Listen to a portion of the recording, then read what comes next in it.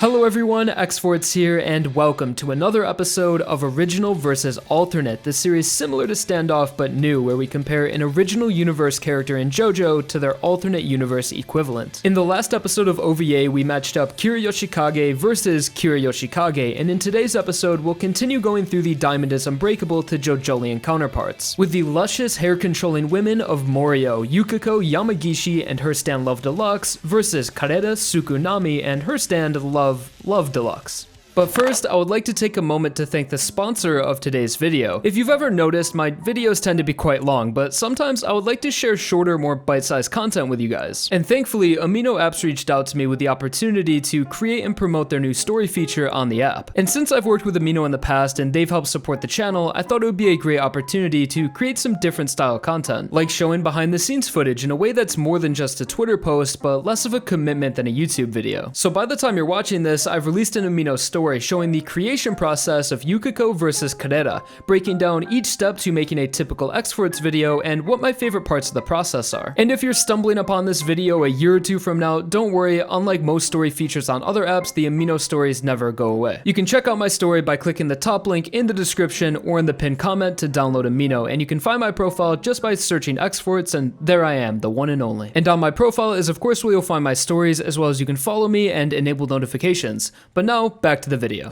To start off, we'll first be taking a look at the original Yukako Yamagishi from part 4 of JoJo, a character that was definitely something new to the series at the time and would be one of the earliest representations of the now popular yandere character archetype in manga and anime. She's what I would consider a more experimental stand user, much like a lot of the early part 4 characters. As the series creator, Hirohiko Araki was expanding his writing into different genres and taking the amazing power system he created being stands, and seeing how they would exist in a setting unlike a traditional battle manga like the previous part, Stardust Crusaders. And from Araki's shift in genre and tone for his newest story, we got some pretty interesting character and stand combos that were a much needed refreshment from the army of stand users we encountered throughout part 3, who were less user and more stand. But by taking JoJo in a more slice of life direction, it opened up the opportunity to create characters with just as much detail and interest as the stands they would possess. Like the restaurant owner Tonio with his food inspired stand, and in the case of today's video, Yukako Yamagishi, who possesses a stand almost as insane as her personality. But to start getting into Yukako's character, her insanity is a good place to start, as it's where the idea for her came from. Araki commented on Yukako and her stand Love Deluxe in the JoJo Veller Collector's Book, saying, "In shoujo comics in the 80s, girls were objects to be longed for, but from the 90s on, there were more stories with strong girls in lead roles." And it's very much Araki's style to write his manga with elements that portray the changing world around him, but it's also Araki's style to put a bizarre twist on these common concepts. So when looking to create another strong female, he decided to put more horror elements into Yukako's character, and even cited the antagonist Annie Wilkes from Stephen King's Misery as an inspiration, even going as far as nearly recreating scenes from the movie in his manga, with Yukako kidnapping Koichi, who she's obsessed with, and keeping him tied up in her room. So with an understanding of where the idea for Yukako's character came from, as well as her personality, we can now get into her stand, Love Deluxe. This is going to be Love Deluxe's second appearance on Standoff, as we've previously matched her up against Bruford from Phantom Blood, and she actually held up pretty well against the 300-year-old zombie warrior. So we'll go through her abilities fairly brief and focus on the aspects of her stand that are different from its alternate universe equivalent. Love Deluxe is a bound type stand with no humanoid appearance that is bound to a physical object, being Yukako's hair, and allows her to control her hair freely to some pretty ridiculous extents, like completely surrounding the inside and outside of a 3-story home, all while having incredible power, speed, and precision. Seen being able to easily break through walls, retract and extend nearly instantly, and even be used almost as a sixth sense for Yukako, as she's able to move her hair and interact with objects without even looking, which is also another part of her ability that makes Love Deluxe a dual type stand, as not only is it a bound stand, but it can also be used as a medium range remote control stand, as seen when Yukako removed parts of her hair and attached them to another person, and without looking or even being in the same area, was able to create a path with her her hair that led from a fire onto her target's head, as well as being able to multiply the amount of hair she originally attached to cover the girl's eyes and strangle her tongue. So at this point, you might be realizing that Love Deluxe is a lot more powerful than you may have remembered, and to make it even stronger, one of the stand's best abilities is that it does not transfer damage to Yukako,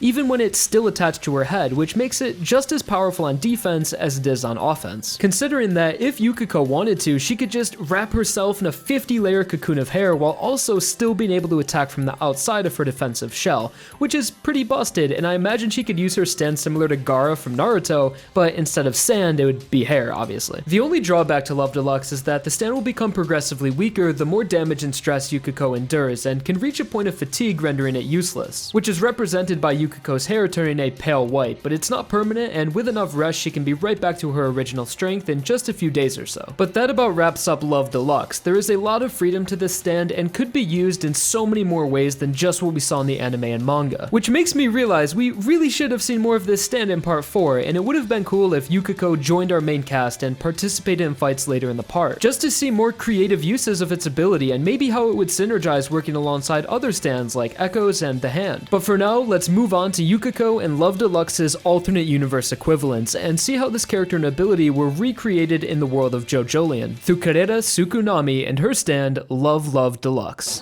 Don't you know I am the man? For those watching that haven't read part 8 yet, I wouldn't worry too much about spoilers as we won't be getting into any major plot points from the part or anything, but still, just a heads up, I will be showing panels from a few minor villain fights, and of course we'll be talking about Karera and her stand. So from Karera's first appearance, you can almost immediately see traces of Yukako in her personality, as when she mistakes the protagonist Josuke for her old friend Josefumi, she immediately becomes obsessive and clingy, implying that her and Josefumi may have had a similar relationship as Yukako and Koichi, but probably not as hostile, because unlike Yukako, Karera isn't crazy, rather an extremely quirky and goofy character, even down to the way she walks, as it always looks like she's about to fall over and generally carries a very lazy posture. And this quirky side of her personality can also explain the slight difference in her stand's name being Love Deluxe, which may seem like a rather pointless name change and just be different for the sake of being different. But in Japanese, the words love put together that would be pronounced rabu is somewhat of a slang term meaning lovey-dovey or head over heels in love, which references the romantic side of Karera's character as well as just the quirky way she speaks, saying things like kawinky dink and dragging out a lot of her words, pausing in between syllables. And it's kind of unfortunate that this subtle tweak to Love Deluxe's name, just adding another love, is kind of lost in translation and we don't get that same meaning of it being a quirkier version of the name. So if you just remember that Love Deluxe could also be said as Lovey-Dovey Deluxe, it makes the name fit Karera's character so much better. But with a personality so much different from Yukako's, you'd expect Karera's Love Deluxe to also be different, and it definitely is in both ability and application. Unlike Love Deluxe, Love Deluxe is now a humanoid stand with a feminine body type and scattered patches of fur to indicate its ability to control hair, as well as having the typical JoJolian style mechanic joints and robotic structure. But since the stand is no longer bound to its user's hair, Karera can't actually manipulate her own hair in any way, rather she can only control other people's hair, which is another reflection of her personality, as she doesn't like to fight and will often run away from confrontation, unlike Yukako. So from how we've seen Love Deluxe used, it's hard to compare it to Love Deluxe because we mostly only see Karera use her stand in her daily life outside of fighting, as she's somewhat of a con artist and uses her ability to scam balding men by making them believe she can cure baldness by temporarily growing their hair,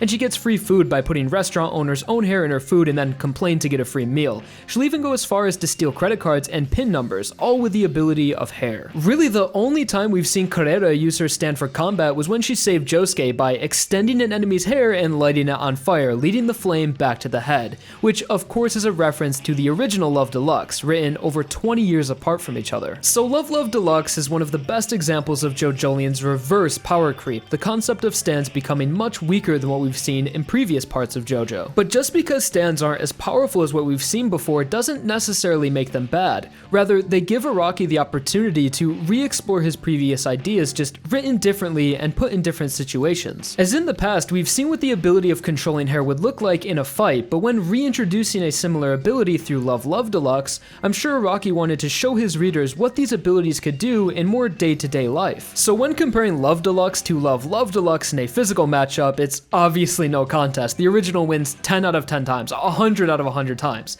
Unless maybe since Karera can control other people's hair, she could gain full control over Yukako's ability, but there's really no way of knowing if that would actually work. If anything, Karera would only be able to grow Yukako's hair more or grow it on places that she's touched, which honestly kinda helps out Yukako because she just has more hair at that point. So like most alternate universe stands, they may not be as strong as their original, but they're almost always more useful for utility and situations outside of combat. So although Karera can't fare nearly as well as Yukako in a fight, she can out-scam Yukako, I suppose, by finding clever uses to other people's hair. And who knows, since at the time of this video's release, JoJoLands is still an ongoing manga, and maybe someday Karera will come back and kick some serious ass with her Love Love Deluxe, and use it in a new way, making it even stronger than Yukako's. But for now, since Yukako clearly destroys Karera in a one-on-one, let's decide a winner for this standoff by voting on which stand you would rather have. There'll be a card in the top right of the video where you can cast your vote, and if you want, you can further explain why you chose which stand in the comments below. For me, even though I don't fight stand users very often, I would still have to go with the OG Love Deluxe, because you could use your hair as an extra 10 limbs, grow it whenever you want, and still kinda have the same ability as Love Love Deluxe, because Yukako can attach her hair onto other people's. It just wouldn't have the same color to scam restaurants for free food. But that's gonna be another episode of original versus alternate in the books. In the next coming episodes, we'll finish up the Diamond is Unbreakable to JoJoLands counterparts, and then probably move on to Phantom Blood to Steel Ball Run. Like the last episode of OVA, the thumbnail art for this video was made by Dorito Meatbag. Links to their socials are down below in the description, as well as my Twitter, Twitch, and Discord if you want to get more involved in the community. And again, thank you to Amino Apps for sponsoring this video, and be sure to check out my story in the top link of the description to get a behind-the-scenes look at the making of this video. And lastly, like if you enjoyed, subscribe for more, and leave a comment down below requesting what matchups you would like to see in future episodes of OVA. So thank you guys so much for watching and supporting the channel, and enjoy the rest of your day. Peace.